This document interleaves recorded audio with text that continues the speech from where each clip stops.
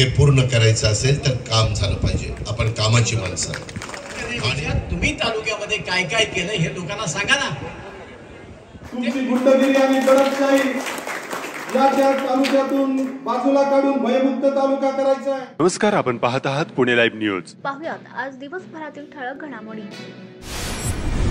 खेड आळंदी विधानसभा मतदारसंघाचे महायुतीचे अधिकृत उमेदवार आमदार दिलीप मोहिते पाटील यांच्या निवडणूक प्रचाराच्या निमित्ताने महाराष्ट्र राज्याचे उपमुख्यमंत्री अजित पवार यांच्या प्रचार सभेचे आयोजन चाकण तालुका खेड येथे शनिवार दिनांक 16 नोव्हेंबर रोजी करण्यात आले होते. उपमुख्यमंत्री अजित पवार बोलताना म्हणाले की महायुतीच्या सर्वात जास्त जागा निवडून येण्यासाठी आम्ही सर्वजण एकत्र येऊन काम करत आहोत. मंचावर सगळेजण महायुतीचे पदाधिकारी एकत्र आहेत. केंद्रात आपल्या विचारांचे सरकार आहे. लोकसभा निवडणुकीत 0.6% मते फक्त कमी पडली. विरोधकांनी चुकीचा नेरेटिव्ह सेट केला. घटना बदलायची आहे असे सांगितले. कोरोना काळात सर्व जनतेची आम्ही काळजी घेतली. मुस्लिम समाजाला सांगितले की तुम्हाला बांगलादेशात पाठवणार आहे. आदिवासी समाजाला सांगितले तुमचे आरक्षण काढून घेणार आहे असे सांगून फेक नेरेटिव्ह विरोधकांनी सेट करून जनतेत संभ्रम तयार करण्याचे काम केले. आमच्या सरकारने मराठी भाषेला अभिजात भाषेचा दर्जा दिला. शेतकऱ्याच्या उसाला चांगला हमी भाव आम्ही देतोय. नाशिक फाटा ते राजगुरुनगर पर्यंत आम्ही मेट्रो करतोय. हा आमचा वाद आहे. वाहतूक कोंडी सोडवण्यासाठी अतिक्रमणे हटवली, त्यामुळे छोटे व्यावसायिक नाराज झाले. पण सगळ्यांना खुश ठेवताना काही जण नाराज होतात. चाकण आळंदी महानगरपालिका करणार आहे. भोरगिरी भीमाशंकर हा एलिव्हेटेड पूल बांधणार आहे. कळमोडी प्रकल्पाचे पाणी खेड तालुक्यातील पूर्व भागाला देणार आहे. मुलींना मोफत शिक्षण ही योजना आम्ही आणली. 1 रुपया 7 पैसे गाईच्या दुधाला अनुदान दिले. शेतकऱ्यांचे वीज बिल माफ केले. 3 गॅस सिलेंडर वर्षाला मोफत देण्याची योजना आम्ही सुरू केली. सर्व योजना सुरू ठेवण्यासाठी महायुतीचा आमदार निवडून द्या. दिलीप मोहिते पाटील यांना उत्कृष्ट भाषण पुरस्कार मिळालाय. अनेक मंत्र्यांना तालुक्यातील जनतेचे प्रश्न मांडून घेतात. खेड तालुक्यात वाढलेली गुंडगिरी मोडून काढण्यासाठी दिलीप मोहिते पाटील यांना निवडून द्या असे 2019ला सभेत बोलताना सांगितले होते. आमदार मोहिते यांना पुन्हा निवडून द्या. तालुक्यात असणारी गुंडगिरी आमदार मोहिते हेच मोडून काढू शकतात. तालुक्यातील जनतेचे प्रश्न सोडवण्यासाठी दिलीप मोहिते पाटील यांना निवडून द्या. मी त्यांना माझ्या मंत्रिमंडळात सोबत घेतो. त्यांना लाखाच्या मताधिक्याने निवडून द्या. त्यांना मंत्रिपद नक्की देतो. येणाऱ्या सर्व निवडणुकात महायुतीच्या पदाधिकाऱ्यांना सोबत घेऊन निवडणुका लढणार असे प्रतिपादन उपमुख्यमंत्री अजित पवार यांनी चाकणमध्ये केले. आमदार दिलीप मोहिते पाटील बोलताना म्हणाले की माझ्या विरोधात विरोधक बिनबुडाचे चुकीचे आरोप करणार आहेत. सासरा तसा जावई ही बॅग परत येता कामा नये. विरोधी उमेदवार हा कॉन्ट्रॅक्टर असताना किती दर्जेदार कामे केली ही तालुक्यातील जनतेने पाहावी. तालुक्यातील जनता माझ्या पाठीशी आहे. तालुक्यातील सर्व विरोधक माझ्या विरोधात एकत्र आले आहेत. चाकण येथील सभेतील अजित पवार यांच्या भाषणातील काही मुद्दे थोडक्यात पाहूयात. 5 वर्षाच्या काळामध्ये आम्हाला काही चढ उतार पाहावे लागले. सुरुवातीला सरकार होतं, त्याच्यानंतर काही कारणाने ते सरकार 2.5 वर्षांनी पडलं. त्याच्यानंतर महायुतीचं सरकार आलं.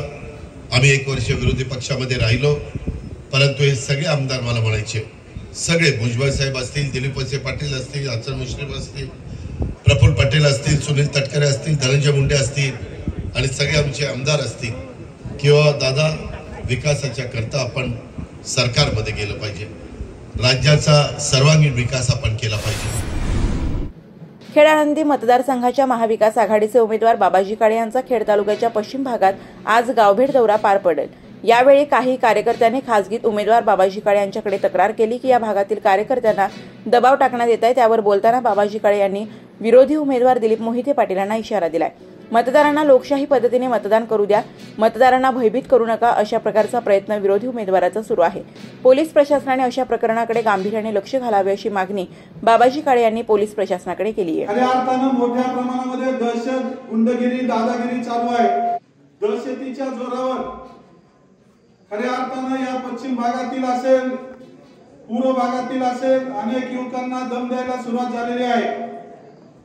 निवडणुकीचा कालावधी आहे, आचारसंहितेचा कालावधी आहे, परंतु यांच्या रक्तामध्येच गुंडगिरी आहे. माझं त्यांना जाहीर आव्हान आहे की मतदारांना या ठिकाणी त्यांच्या लोकशाहीप्रमाणे काम करू द्या. लोकांना योग्य निर्णय घेऊ द्या. तुमच्या पायाखालची वाळू सरकलेली आहे. त्यामुळे तुम्ही फोनवरून तुमचे बंधू कुटुंबीय दाबदडपशाही करायला लागलेले आहेत. जर या तालुक्यातील कोणत्याही मतदाराच्या केसाला धक्का लागला तर तो उमेदवार म्हणून बाबाजी काळेच्या केसाला धक्का लागला म्हणून निवडणूक बाजूला ठेवली. आपण समजत असाल की खऱ्या अर्थानं या ठिकाणी समोरच्या उमेदवाराला आपण कमी लेखत असाल, परंतु ही सर्वसामान्य जनता हीच माझी ताकद आहे आणि या जनतेसाठीच मला ही निवडणूक लढवायची आहे. तुमची गुंडगिरी आणि दडपशाही या तालुक्यातून बाजूला काढून भयमुक्त तालुका करायचा आहे. या तालुक्यामध्ये चालवलेला तुमचा भ्रष्टाचार कमी करायचा आहे. जनतेचे भ्रष्टाचाराच्या माध्यमातून तुमच्या घरात जात असलेले पैसे. मी प्रमोद सातकर, गाव सुपे सातकरवाडी. आणि धरण आमच्या उशाला असून कोरड आमच्या घशाला असा या ठिकाणी प्रकार आहे. 4 महिने या ठिकाणी दो असा प्रकारचा पाऊस पडून उन्हाळ्यात आम्हाला पाण्यासाठी वणवण करावे लागते. या ठिकाणी आमचे शिवगर्जन मित्रमंडळ मुंबईकर यांच्या माध्यमातून या ठिकाणी जल जीवन योजना या ठिकाणी राबवण्यात आलेली आहे. आमच्या गावातील गेले 15 वर्ष जिल्हा परिषद सदस्य असून ते साधा पाण्याचा प्रश्न देखील सोडू शकत नाही. त्यांनी केवळ गावाने आजपर्यंत त्यांच्या पाठीशी उभं राहून त्यांनी केवळ स्वार्थाचं आजपर्यंत राजकारण केलं. या ठिकाणी दूध संघावरती गेली 10 वर्ष संचालक आहेत. या ठिकाणी साधी बिस्लरीची बाटली 20 रुपयाला आहे. गाईच्या दुधाला बाजार केवळ 27 आणि 28 रुपये आहे. या पश्चिम भागामध्ये दूध सोडून या ठिकाणी काही उत्पन्न नाही. या ठिकाणी एक केवळ आमच्या गावातील आदरणीय अरुण शेठ सांभारे एक दिलीप मोहिते पाटील यांचे कट्टर समर्थक असून त्यांच्यावर पश्चिम भागाची जबाबदारी सोपवलेली आहे. या माणसाने केवळ स्वतःचं राजकारण करून भागाच्या विकासाचे या माणसाला काही देणं घेणं नाही. त्यामुळं पूर्ण गाव त्यांच्या एक तरुणांनी एक चंग बांधलेला आहे. तरुण आज सुपे गाव हे अरुण शेठ सांभारे यांचे असून 50% गाव त्यांच्या विरोधात आहे. त्यामुळं या ठिकाणी तालुक्यात परिवर्तन व्हावं अशी संपूर्ण भागाची या ठिकाणी एक आशेचा किरण लागलेला आहे. अशा प्रकारच्या या ठिकाणी बाबाजी काळेंनी केला दिलीप मोहितेंवर गंभीर भ्रष्टाचाराचा आरोप. महाविकास आघाडीचे उमेदवार बाबाजी काळे आणि महायुतीचे उमेदवार दिलीप मोहिते पाटील यांच्यावर भ्रष्टाचाराचे आरोप करून निवडणूक काळात शेवटच्या टप्प्यात घेरले. खेड तालुक्यातील पश्चिम भागात पत्रकारांशी बोलताना त्यांनी मोहिते पाटील यांच्यावर निशाणा साधलाय. कोविड काळात बाजार समितीच्या माध्यमातून 20 लाख रुपयांचे व्हेंटिलेटर खरेदी केले. प्रत्यक्षात मात्र ते व्हेंटिलेटर 6 ते 7 लाख रुपयांचेच होते. बाकीचे उर्वरित पैसे स्वतःच्या आलिशान वाड्यासाठी अर्थात बंगला बांधण्यासाठी वापरले. तर बाजार समितीचे 75 लाख रुपयांचे नुकसान करून ते 75 लाख स्वतःच्या खिशात घातले. असा गंभीर आरोप महाविकास आघाडीचे उमेदवार बाबाजी काळे यांनी महायुतीचे उमेदवार दिलीप मोहिते यांच्यावर केलाय. त्याचबरोबर भामा आसखेड धरणाचे पाणी पुणे आणि पिंपरी चिंचवड महानगरपालिकेला देताना पाण्याचा सौदा करून आर्थिक लाभ मिळवून घेतला असल्याचा देखील आरोप काळे यांनी मोहितेंवर केलाय. ते व्हेंटिलेटर आहे आज या ठिकाणी मार्केटमध्ये शिल्लक राहिलेलं नाहीये. तरुणीच्या डोळ्यात मिरची पूड टाकून तसेच मारहाण करीत तिचा दात पाडून चोरट्याने लॅपटॉप व मोबाईल जबरदस्तीने चोरून नेल्याची धक्कादायक घटना घडली आहे. ही घटना गुरुवारी सकाळी 8:45च्या सुमारास आळंदी जवळील मरकळ रोड येथे घडली आहे. या प्रकरणी 19 वर्षीय विद्यार्थिनीने आळंदी पोलीस ठाण्यात फिर्याद दिली आहे. त्यानुसार पोलिसांनी अज्ञात चोरट्याच्या विरोधात गुन्हा दाखल केलाय. सकाळी 8:45च्या सुमारास अज्ञात चोरट्याने फिर्यादी तरुणी हिच्या घराचा दरवाजा वाजविला. तरुणीने दरवाजा उघडला असता आरोपी त्यांच्या घरात घुसला. दरम्यान त्याने तरुणीच्या डोळ्यात मिरची पूड टाकली, तोंडावर पंच मारून दात पाडला. त्यानंतर घरातील 10,000 रुपये किमतीचा लॅपटॉप व 2,000 रुपये किमतीचा मोबाईल असा ऐवज जबरदस्तीने चोरून नेला. या प्रकरणी आळंदी पोलीस ठाण्यात तक्रार दाखल केली असून पुढील तपास पोलीस करीत आहेत. 197 खेड आळंदी विधानसभा मतदारसंघातील मतदार जनजागृती करण्यासाठी निवडणूक प्रशासकीय यंत्रणेच्या वतीने राजगुरुनगर शहरातून मोटारसायकल फेरीने मतदान जनजागृती करण्यात आली. रॅलीचा शुभारंभ निवडणूक निर्णय अधिकारी तथा प्रांत अनिल दौंडे, सहाय्यक निवडणूक अधिकारी तथा तहसीलदार ज्योती देवरे यांच्या उपस्थितीत करण्यात आला.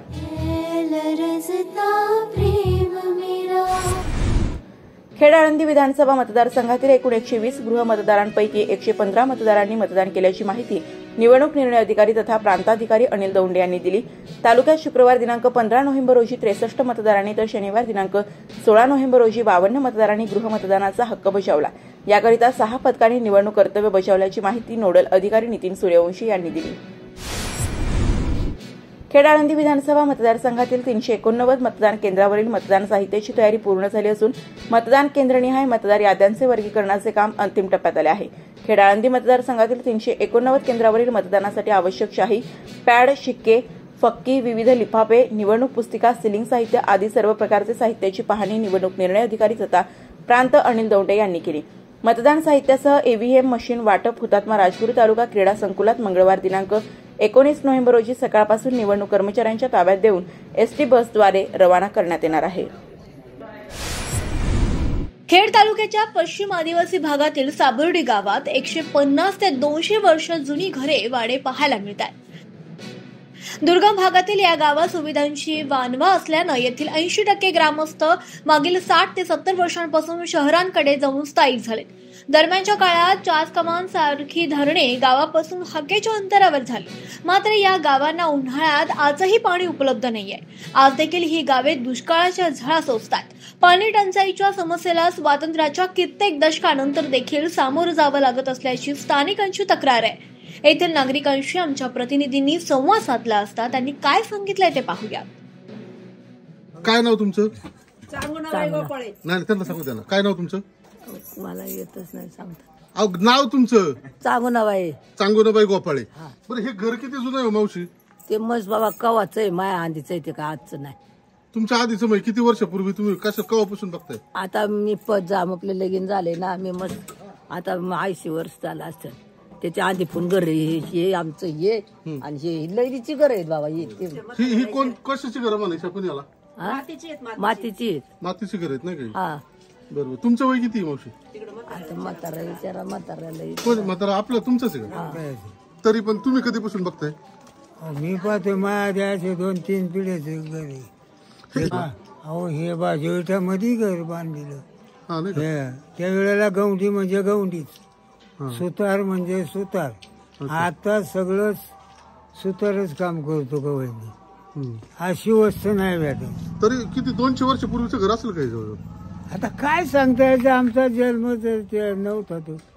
कसं तुम्ही लहानपणापासून बघताय पण घर? हा, तुम्ही लहानपण. आता तुमचं वय किती? 85 वर्ष वय. तुमचं नाव काय? शांताराम गोपाळे. बरं, अशी किती घर असतील अशी सापरोटीमध्ये? तरी 7-8 घर असतील. 7-8 घर आहेत. हे जे घर आता आपण बघतो हे कोणाचं घर आहे नेमकं? ते मारुती विठ्ठल गोपाळे पाटील माझी. आणि हे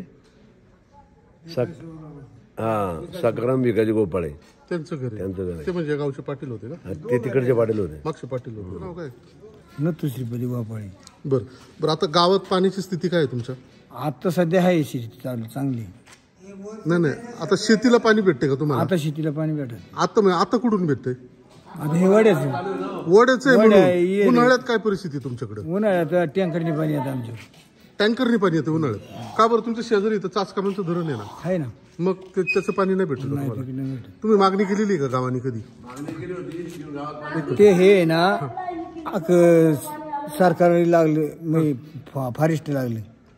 फॉरेस्टने पाणी आणून देत. आमच्या गावाच्या सरपंचांनी केला होता प्रयत्न. अच्छा. तो वारला आता. बरं. त्याने केला होता प्रयत्न. म्हणजे इथून किती लांब असेल ते चासकामांचं धरण? 3 ते 4 किलोमीटर. 3 ते 4 किलोमीटर. तरी सुद्धा तुम्हाला उन्हाळ्यात इथं टँकरने पाणी घ्यायला लागतं.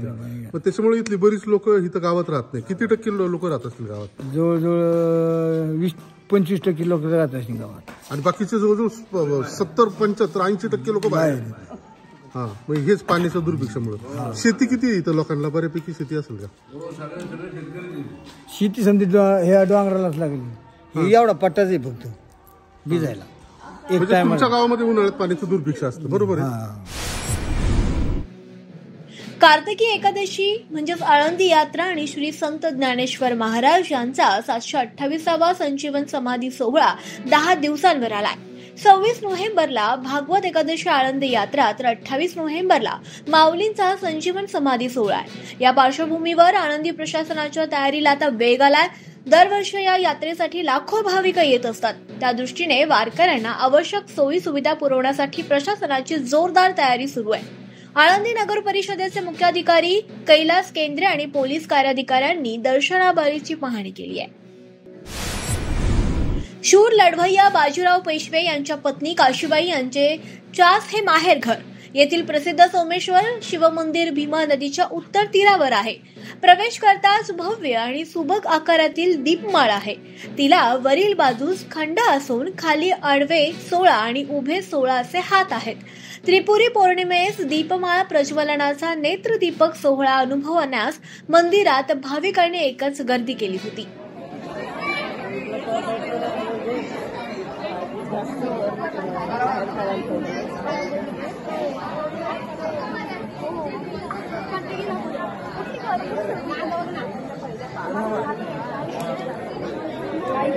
बेस जो आहे ना तो फिरका आहे.